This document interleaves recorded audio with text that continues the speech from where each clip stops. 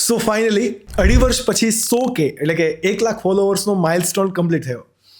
ખુશી એ વાતની છે જ કે 100K કમ્પ્લીટ થયા, બટ ખુશી વધારે એ વાતની છે કે આ જર્નીમાં મને ફોલોઅર્સ કરતાં વધારે મેન્ટોર મળ્યા, એવા એન્ટરપ્રિન્યોર્સ મળ્યા કે જેમણે મને બિઝનેસ, માઇન્ડસેટ, લીડરશિપ વગેરે શીખવ્યું કે જે મને કદાચ સ્કૂલે અને કોલેજે નહોતું જ શીખવ્યું. મારો કોર બિઝનેસ પહેલેથી જ ડિજિટલ બ્રાન્ડ બિલ્ડિંગ રહ્યો છે કે જ્યાં અમે મેન્યુફેક્ચરર્સ એન્ડ D2C બ્રાન્ડ માટે ટ્રસ્ટ વધારવાનું, સેલ્સ વધારવાનું કામ કરીએ છીએ. આ એક સર્વિસ બિઝનેસ છે, બટ પોડકાસ્ટની જર્નીએ મારા દિમાગમાં એક બીજ વાવ્યું કે ખુદની પણ એક બ્રાન્ડ હોવી જોઈએ. એટલા માટે મેં મે મહિનાથી એક પણ પોડકાસ્ટ કે ફેક્ટરી ટૂર અપલોડ નથી કર્યો, કારણ કે 100થી વધારે એન્ટરપ્રિનરની કહાનીઓને કવર કરીને અમને ક્યાંક ને ક્યાંક એવું રિયલાઇઝ થયું કે હવે આ સમય માત્ર કહાનીઓ સંભળાવવાનો નથી, એક કહાની બનવાનો છે.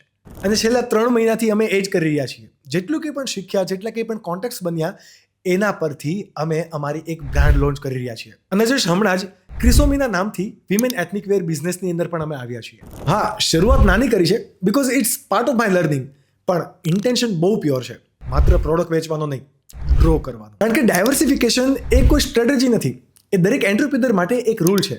અને હા, બિઝનેસ સ્ટોરીઝ બંધ નથી કરવાના, એ આવશે કદાચ પોડકાસ્ટના સ્વરૂપે નહીં તો કંઈક અલગ રીતે, બટ એને હું આજે સરપ્રાઈઝ રાખીશ. પણ હા, એક વાત ચોક્કસ કહું છું, આ અમારી ધીમી શરૂઆત એ અમારું ચેપ્ટર 1 હતું. ચેપ્ટર 2 એ ચેપ્ટર 1થી બહુ ઇન્ટરેસ્ટિંગ છે, બહુ એક્સાઇટિંગ છે. આ 2.5 વર્ષની જર્નીમાં જે લોકોએ અમારો સાથ આપ્યો એને દિલથી thank you. The best is yet to come.